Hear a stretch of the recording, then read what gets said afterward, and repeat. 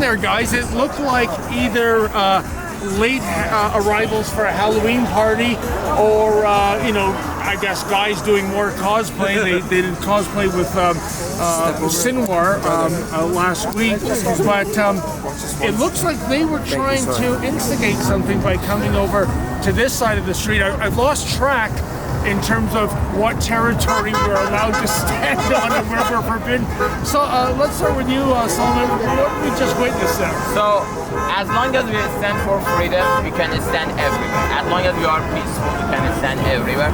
And two jihadis, they came here and they wanted to pass our crowd and intimidate us. And many brave people here. Ezra is here, you are here, my friend Daniel is here. Many freedom fighters are here, so they cannot intimidate us. And we forced Toronto police to kick them out. Congratulations to the people that chanted kick them out. Toronto police wanted to appease with them and let them pass our crowd. We hold the line, we didn't let, we chanted kick them out, and finally Toronto police apply current existing law against jihad. Let's be honest, it was the same situation that Ezra was arrested.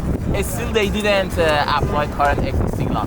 The other guy with the other jihadi, he openly support Yahya Sinwar. He's not even a terrorist sympathizer. He's an actual terrorist supporter.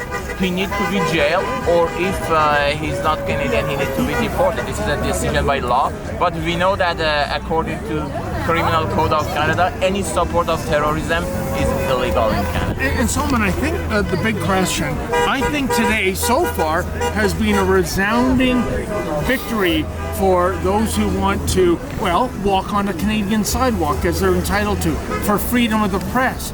Last week, of course, my beloved boss, Ezra Levant, he was frog marched, he was arrested, taken to 32 Division.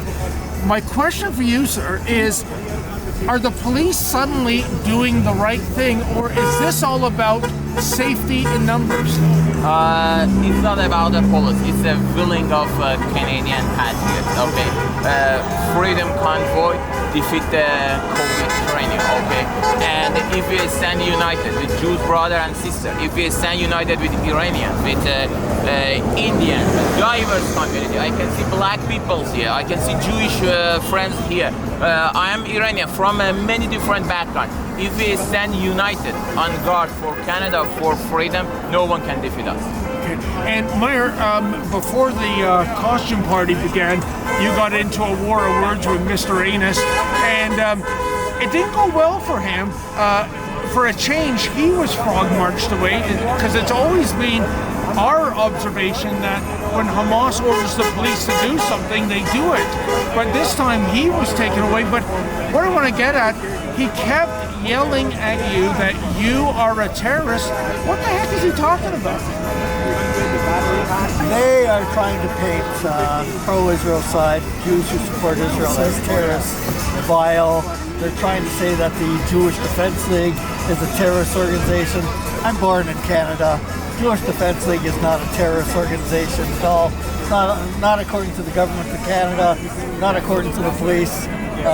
It's a complete fabrication. You know, it seems that Anus suffers from a psychological condition called progression. So in other words, if someone is a psychopath, they accuse others of being a psychopath. They ascribe their worst values onto others. The idea of calling out Israel, the only true democracy in the Middle East, as being a terrorist state, I guess that's another example of projection. Absolutely, that's how it is with it. And thank God the state of Israel and the Israeli army is taking care of the major terrorist organizations, Hezbollah and Hamas. They have nothing to boast about when you look at the condition of Gaza right now. They thought it was a resounding success to slaughter Jews on October 7, 2023. But they completely failed. The leadership of Hamas has been destroyed. Leadership of Hezbollah and leaders in Iran have been eliminated as well. Listen, we're here, our bottom line here is to take back the streets in the Toronto Jewish community that these Hamas supporters have been invading the past several weeks. And thank God, I say that sincerely, that the Toronto police are finally receptive and finally marching those Hamas supporters out of here, just like they did last week with Ezra Levant, wrongly to Ezra, who stood up for, what was he doing? Trying to document what's going on.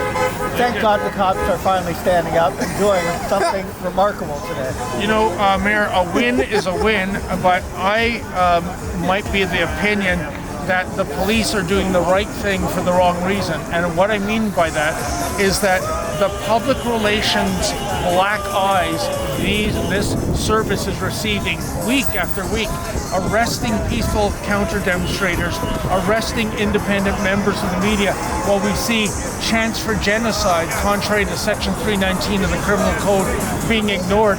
I think they've been embarrassed into doing the right thing. They have been embarrassed. There's no question about that. But you know, it has reached the boiling point in Canada with typical Canadians that have been just relaxed, watching it, very frustrated, and now people are coming out here supporting freedom for Canada, freedom for Canadians, that we should not feel intimidated in our own neighborhoods to walk the streets. Downtown Toronto, yesterday, Dundas Square, and on Friday, Dundas Square, Hamas gangs took over the streets. People are frustrated. They don't want that. They don't want to see that.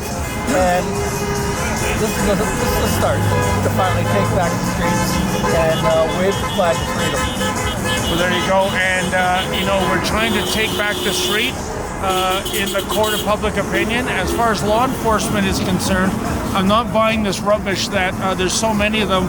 What do you want us to do? How about this? Ask for a new budget line item in the next police budget next year, namely a couple of water cannons. Yes. Yeah, I agree. Absolutely. I agree. Oh, in this weather? Oh, that'll take the But what state. about the mayor's 5-year plan?